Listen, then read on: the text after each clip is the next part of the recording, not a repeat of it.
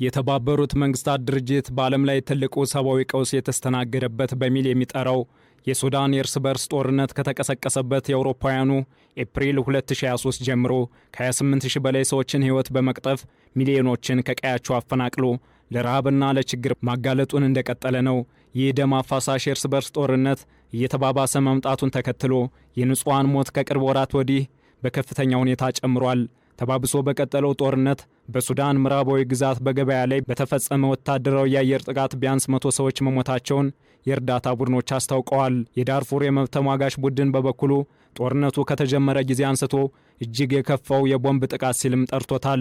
ይህንና ተያያዥ ጉዳዮችን በዓለም አቀፍ ትንታኔያችን እንመለከተዋለን። አበረስሜነ ነኝ። የሱዳን ጦር በሀገሪቱ ምዕራባዊ ዳርፉር ግዛት በገበያ ላይ በደረሰው ጥቃት በመቶዎች የሚቆጠሩ ሰዎች መግደሉን በሱዳን ጦርነት የሚፈጸሙ ጥሰቶችን የሚከታተል ቡድን አስታውቋል። ቴራህ ገበያ ላይ የተፈጸመው የቦምብ ጥቃት አሰቃቂ ጭፍጨፋ ነው ሲልም በሱዳን ጦርነት በሁለቱ ተፋላሚዎች እየደረሰ ያለውን ጥሰት እየሰነደ ያለው የአስቸኳይ ጊዜ የጠበቆች ቡድንም ገልጿል።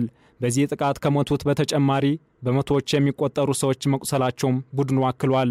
የዳርፉርን አብዛኛውን ግዛት የሚቆጣጠረው ፈጥኖ ደራሽ ኃይሉን ጨምሮ በማህበራዊ ድረገጾች ላይ የተሰራጩ ምስሎች የሟቾችን ማንነት ለማወቅ ጭምር አዳጋች በሆነ ሁኔታ የተቃጠሉ አስከሬኖችንና ወደ አመድነት የተቀየሩ የገበያ ድንኳኖችን አሳይተዋል። ሁለቱም የሱዳን ተፋላሚ ኃይሎች በሲቪል ስፍራዎች ላይ ጥቃቶችን በመፈጸም በተደጋጋሚ ይከሳሉ። ፈጥኖ ደራሽ ኃይሎች ሰው አልባ አውሮፕላኖችን በዳርፉር ያሰማራ ቢሆንም የሱዳን ጦር ኃይል ያሉትን የጦር አውሮፕላኖች በመጠቀም በግዛቲቱ የተፋላሚ ይዞታዎች ላይ ተደጋጋሚ ጥቃቶችንም ይፈጽማል። በሀገሪቱ የተከሰተውን ደም አፋሳሽ የእርስ በርስ ጦርነት እየተባባሰ መምጣቱን ተከትሎ በሰላማዊ ዜጎች ላይ የሚደረገው የቦምብ ጥቃት እንዲሁም የንጹሃንን ሞት ከቅርብ ወራት ወዲህ በከፍተኛ ሁኔታ ጨምሯል። ደም አፋሳሹ ጦርነት ከ150,000 በላይ ሰዎችን ሕይወት ከመቅጠፉ በተጨማሪ ወደ 14 ሚሊዮን የሚጠጉ ነዋሪዎችን ከቤት ንብረታቸው አፈናቅሏል።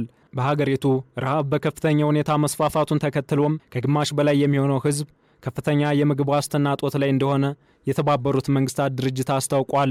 በተለይም በረሃብና በበሽታ በርካቶች መጠቃታቸውን ተከትሎ የተባበሩት መንግስታት ድርጅት የዓለማችን የከፋው ሰብአዊ ቀውስ የተስተናገደበት ሲልም ፈርጆታል። ፈጥኖ ደራሽ ኃይሎች በዳርፉር የዘር ማጥፋት ወንጀል በሺዎች የሚቆጠሩ ሰላማዊ ዜጎችን መግደልና አረብ ያልሆኑ ሴቶችን ይደፍራሉ በሚል የቀረበባቸውን ክስ ውድቅ አድርገዋል።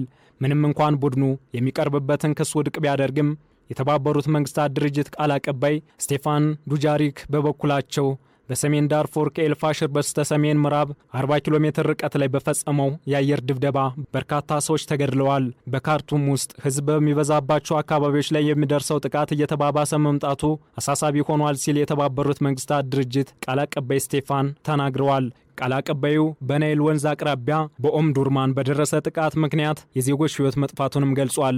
በኦምዱርማን ቡድኑ ጥቃት የፈጸመው በካርቱም ግዛት በወታደራዊ ቁጥጥር ስር ላይ ባሉ የመኖሪያ አካባቢዎች ላይ ባደረገው ዘመቻ በቀጠለበት ወቅት ነው። ዱጃሪክ የተባበሩት መንግስታት ግጭት ውስጥ ያሉ ወገኖች ሁሉ ንጹሃን ላይና መሰረተ ልማቶች ላይ ጉዳት እንዳይደርስባቸው ሁሉንም እርምጃዎች እንዲወስድም አሳስበዋል። የህግ ባለሙያዎች በበኩሉ ለሱዳን ትሪቡን በሰጠው መግለጫ የአየር ኃይሉ ከግዛቲቱ ዋና ከተማ ኤልፋሽር በስተሰሜን በሚገኘው የቱራ ገበያ ላይ ቦምብ በማፈንዳት አሰቃቂ ጭፍጨፋ ፈጽሟልም ብሏል። በኤልፋሽር በስተሰሜን በሚገኘው ገጠራማ አካባቢ በተካሄደው የገበያ ቦታ ላይ የደረሰውን ከፍተኛ ውድመት የሚያሳይ ተንቀሳቃሽ ምስል በማጋራት ጭምር አሰቃቂነቱንም አስረድቷል። የህግ ባለሙያዎች ቡድን በሲቪሎች ላይ የደረሰውን የቦምብ ፍንዳታ የዓለም አቀፉ የሰብአዊ ህግጋትን በጋድ የጣሰና በጄኔቫ ስምምነቶች ብሎም በዓለም አቀፍ የወንጀለኞች ፍርድ ቤት የሮም ስምምነትን የጣሰ የጦር ወንጀል ነው ሲሉም አውግዟል። ጥቃቱ ሆን ተብሎ በሰላማዊ ሰዎች ላይ የተፈጸመ ጥቃት የሚያሳይ መሆኑን የሚገልጸው ቡድኑ በገለልተኛ አካል እንዲጣራም ጠይቋል። የቦምብ ጥቃቱ ትዕዛዝ በሰጡና በፈጸሙት ላይ ህጋዊ እርምጃ እንዲወሰድ፣ በሰላማዊ ሰዎች ላይ የሚደርሰውን ወታደራዊ ጥቃት እንዲቆምና ጥሰቱን የፈጸሙ አካላት ላይ ማዕቀብ እንዲጣልም ጠይቋል። የናሽናል ኡማ ፓርቲ ደግሞ በቱራ ገበያ ላይ የደረሰውን ጥቃት ሙሉ የጦር ወንጀልና ከወታደራዊ እንቅስቃሴዎች ርቆ በሚገኝ አካባቢ በንጹሃን ዜጎች ላይ ያነጣጠረ የዓለም አቀፍ ህግን የጣሰ ጥቃት ሲል አውግዟል። ጦርነቱ በሱዳን ህዝብ ላይ የተፈጸመ ወንጀል መሆኑን መታወቅ አለበት ያለው ፓርቲው በመግለጫው ዓለም አቀፍና የሀገር ውስጥ ድርጅቶች ጥቃቱን በመሰነድና በማውገዝ ለንጹሃን ደህንነት ጥበቃ እንዲደረግም አሳስበዋል። ጥቃቱ እየተባባሰ ያለውን የሰብአዊ ቀውስ ይበልጡን አባብሶታል ያለው የተባበሩት መንግስታት ድርጅት ጦርነቱን ጨምሮ በቅርብ ጊዜያት በረድኤት ተቋማት የሚለገሰው የገንዘብ መጠን በመቀነሱ የጤና አገልግሎት በተለይም በዳርፉር ግዛት ከፍተኛ መስተጓጎል ፈጥሯል። በሰሜንና በደቡብ ዳርፉር ግዛቶች የሚገኙ አብዛኞቹ የጤና ተቋማት ከፍተኛ የመድኃኒት እጥረት ገጥሟቸው ከ1 እስከ 2 ወር የሚቆይ አቅርቦቶች ብቻ ቀርቷቸዋል እየተባለም ነው። ይሁን እንጂ የሱዳን አየር ኃይል በዳርፉር ዙሪያ ፈጥኖ ደራሽ ኃይሎች የሚቆጣጠሯቸው ቦታዎች ላይ ያነጣጠረ ዘመቻውን አጠናክሮ ቀጥሏል። የቦምብ ጥቃቱ የበርካታ ንጹሃን ዜጎች ሕይወት ማለፉንና በመሰረተ ልማት ላይ ከፍተኛ ውድመት መድረሱን ከስፍራው የወጡ መረጃዎችም እየጠቆሙ ነው። ሱዳን በቅርብ ጊዜ ከታዩት ረሃብ እጅግ የከፋው ሰው ሰራሽ ረሃብ ገጥሟታል ሲልም የወጣው አዲሱ መረጃ አመልክቷል። ምክንያታዊነት የጎደለው ብቻ ሳይሆን ኃላፊነት የጎደለው በሚል ርዕስ በታተመው ጥናት ከ24 ሚሊዮን በላይ ሰዎች ከፍተኛ ረሃብን እየተጋፈጡ ነው ሲልም አትቷል። ሪፖርቱ ፈጥኖ ደራሽ ኃይሎችን ሰብሎችን በማውደም ሰብአዊ እርዳታዎችን በመዝረፍና ሰላማዊ ዜጎችን በማጥቃት ተግባር በቀጥታ ይከሳል። የሱዳን መንግሥት ለረሃቡ ዕውቅና ለመስጠቱን የቅድመ ማስጠንቀቂያ ስርዓቶችን አለመከተሉንና የእርዳታ አቅርቦትን ማስተጓጎሉን በመጥቀስ የሱዳንን መንግሥት ከእውነታው የራቀ አደገኛ ሲልም ወቅሷል። ይህም ከዓለም አቀፍ የሰብአዊ እርዳታ መዳከም ጋር ተዳምሮ ቀውሱን እያባባሰው ነው ተብሏል። በተለይም የጅምላ ረሃብ ስጋትና በሰላማዊ ዜጎች ላይ የጭካኔ ድርጊቶች መበራከት ከፍ ያለ ሲሆን ሁለቱም ወገኖች ተጠያቂ የሚያደርጉት አካላት ቀላል የሚባሉም አይደሉም። የኢንተርናሽናል ክራይሲስ ግሩፕ ቲንክ ታንክ የአፍሪካ ቀንድ ዳይሬክተር አለን ቦስዌል ጦርነቱ እንዲቋጭ ሁሉም ወገኖች የእርቅ ፍላጎት አላሳዩም ሲልም ወቅሷል። የሱዳን ጦር ኃይሎች አዛዥ አብደልፈታህ አልቡርሃን ወታደሮቹ ቤተ መንግስቱን መልሰው ከተቆጣጠሩ በኋላ ምንም አይነት ድርድር እንደማይኖር ተናግረዋል። ወታደራዊው የሱዳን ጦር ከፈጥኖ ደራሽ ኃይሎች ጋር ባደረገው ውጊያ ለ2 ዓመታት ገደማ በቀጠለው ጦርነት ትልቅ ሲል በጠራው ድል የመንግስት መቀመጫ የነበረውን የሪፐብሊካን ቤተ መንግስትን በድጋሚ ከያዘ በኋላ ተጨማሪ ቁልፍ የመንግስት ህንጻዎችን መልሶ መቆጣጠር ችሏል። የሱዳን ጦር ቃል አቀባይ ጀነራል ነቢል አብዱላህ ወታደሮች የፈጥኖ ደራሽ ኃይሎችን ከብሔራዊ መረጃ አገልግሎት ዋና መስሪያ ቤትና በማዕከላዊ ካርቱም ከሚገኘው የቆሮንቶስ ሆቴል ማስወጣታቸውን ተናግረዋል።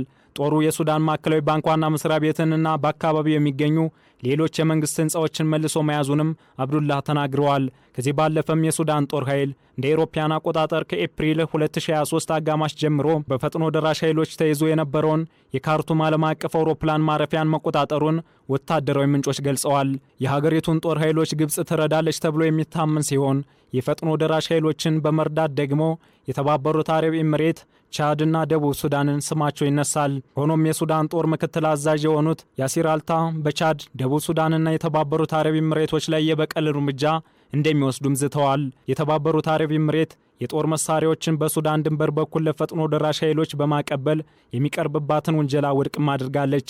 ሱዳን በ2019 የረጅም ጊዜ ፈላጭ ቆራጭ ፕሬዝዳንት ኦማር አልበሽርን ከስልጣን ከተገረሰሱ በኋላ ትረጋጋለች ተብሎ ቢጠበቅም ያ ሳይሆን ቀርቶ የእርስ በርስ ጦርነቱ ዜጎቿን እየበላ የረሃብና ቸነፈር ከፍተኛ መገኛ በሚል ታሪኳን በጥቁር ቀለምም መጻፏን ቀጥላለች።